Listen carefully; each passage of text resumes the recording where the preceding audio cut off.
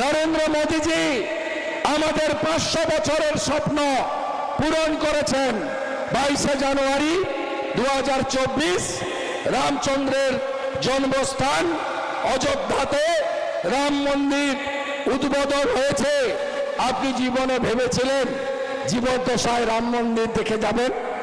ভাবেননি। আপনি শান্তিপূর্ণভাবে করেছেন, কারোর চোখের জল পড়েনি, কারোর মাথা ফেটে রক্ত ঝরেনি।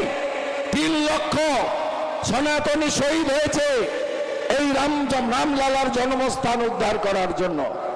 এমনকি রাম জন্মভূমি উদ্বোধনের দিন অল ইন্ডিয়া ইমাম ফেডারেশনের চেয়ারম্যান নিজে হাজির ছিল। এরই নাম হলো নরেন্দ্র মোদী।